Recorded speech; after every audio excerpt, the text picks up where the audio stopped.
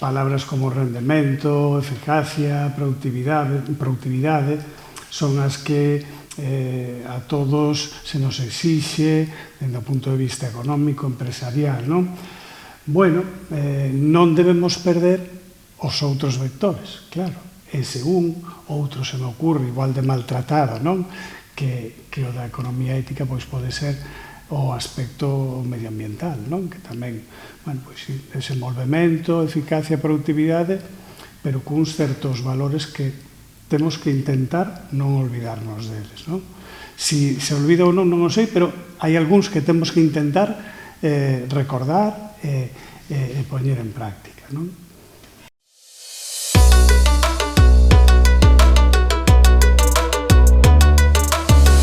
Pero eu penso que sí, que hoxe en día se lle está dando cada vez máis valor a certas cousas, non?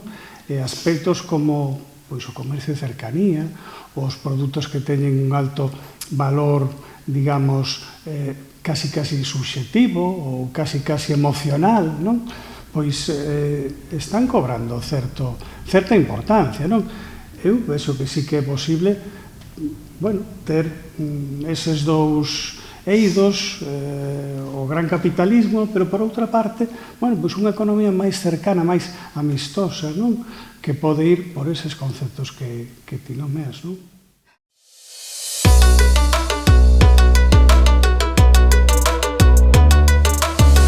É unha grande oportunidade, e non só para o rural, tamén para o rural, pero esa cuestión eu penso que sí que ten unha dimensión que sobrepasa grandemente ao rural, non? A economía circular é unha grande oportunidade, que sexamos pois verdadeiramente conscientes de que temos que, bueno, pois ir cara a outra forma de facer as cousas, non?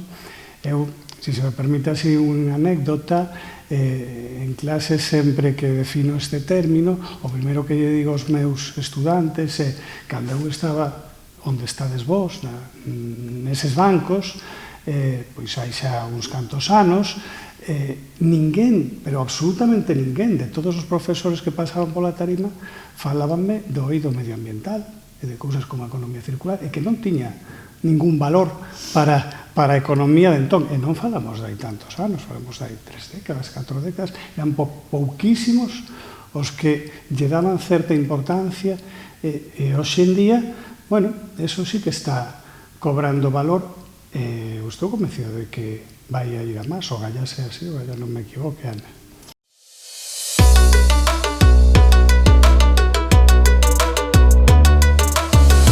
Eu penso, a ver, aí ao mellor xa non son tan optimista, non? Os prazos son difíciles de manexar, de cumprir, non? Claro, cando pensas en estas grandes disposicións que poden afectarnos a todos, como o vehículo eléctrico, por exemplo, non? O final dos motores de combustión ou outras cousas, a separación de residuos, isto. Bueno, xa todos sabemos de que falamos, xa o temos todos ben metidos na conciencia, pero logo falta algunha implicación máis, non? Claro, non podemos falar de que o vehículo eléctrico este en todas as estradas, se nos centros de fabricación pois temos dificultades para que as baterías non sei que, non? Entón, bueno, ás veces é difícil, penso, para os políticos ou para os legisladores poñer axendas ou datas ou normas que logo se poidan cumplir, non? Pasa, ás veces, pasará, 2030 está aí al lado, ao mellor era moi ambicioso, pero bueno, temos que intentar cumplir as cousas. Cada vez que se reúnen, pois, non sei, a cumbre do clima, por exemplo, non? Cada ano levamos un pequeno fracaso, non? Porque non fixemos os deberes de hai 5 anos e seguimos mal, non? Bueno, ao mellor hai que ter paciencia, hai que reconducir os plans, non hai que tirar a toalla, non? Outras veces, pois, non sei, lembrame, por exemplo, o tema do euro, xa casi o temos olvidado, non? Pero ali tamén houbo que, sobre a marcha, facer cambios, eran uns prazos moi cortos, e logo, pois, bueno, ao final acabou saindo a cousa con grande éxito, pero, bueno, ao mellor con algo desto tamén pasa igual. cual. Pero a miña mensaxe sería, se non vencemos este plazo, poñemos outro, pero non nos rendimos, non?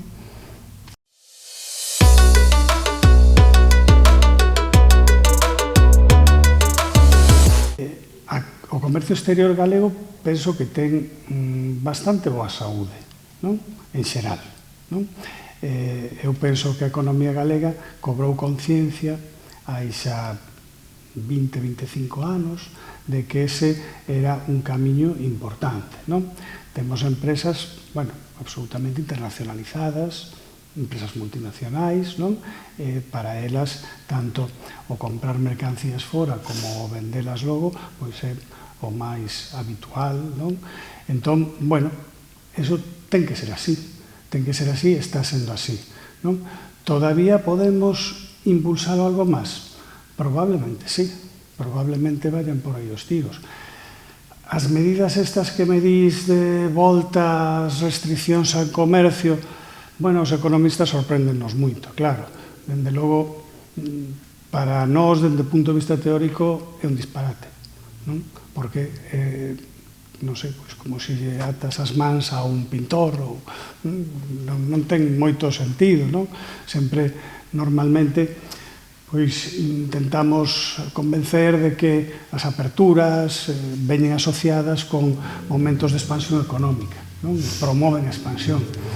Entón agora, bueno, por determinadas circunstancias que todos coñecemos, pois parece como que estamos un pouco cara atrás, volvendo. Bueno, o mellor, non sei en que quedará isto, seguramente non o podemos valorar todavía. A mí costaríame creer que haxa un retroceso grande, non?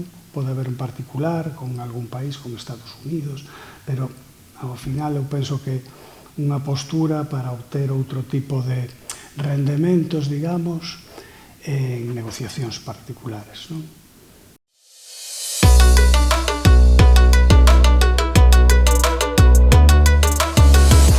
Na práctica, sobre todo para os bens industriais, pois un comercio casi único no mercado ibérico, para Galicia en particular.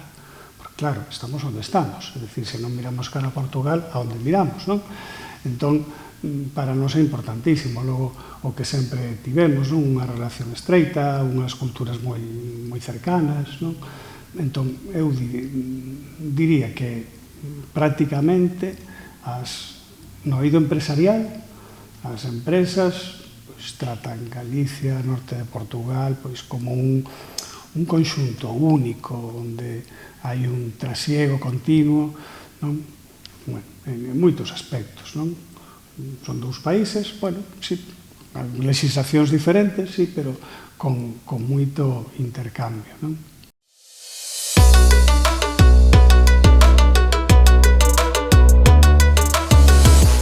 Bueno, se fala menos delo, moito menos, non? Pero efectivamente, naqueles tempos, pois había moitos sectores en Galiza que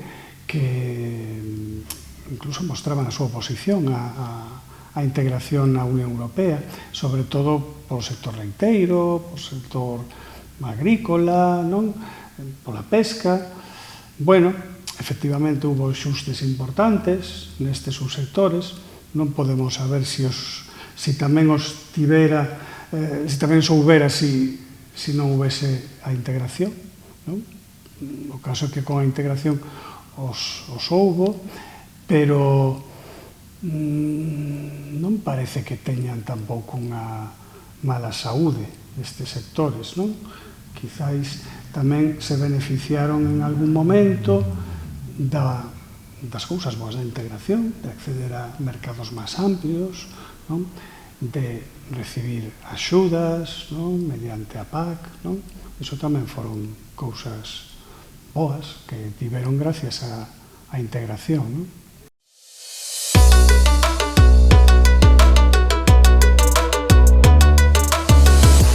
Teríamos que unificar outras cousas, ao mellor, que aí xa ao mellor nos costa máis, non?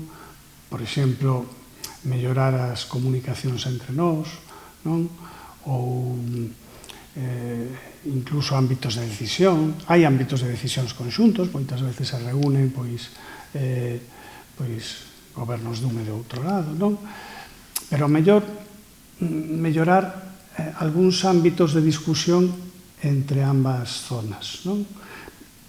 Pero non sei, dame a impresión de que en algún aspecto podían ser mellorados, non? Podemos facer máis cousas xuntos, non? Discutir máis cousas xuntos tamén e tomar algunhas decisións. Quizáis eso tivo un punto máis axo, quizás non estamos, como diría, rematando o traballo nese aspecto, como que, si, iso quizá o vexo un pouco máis parado, non? máis adormecido, non? Quizáis, non? Incluso nas universidades, non? Que ao mellor tampouco colaboramos o que debíamos, ás veces pois sería moito máis doado, bueno, quizáis aí temos un punto para potenciar, non?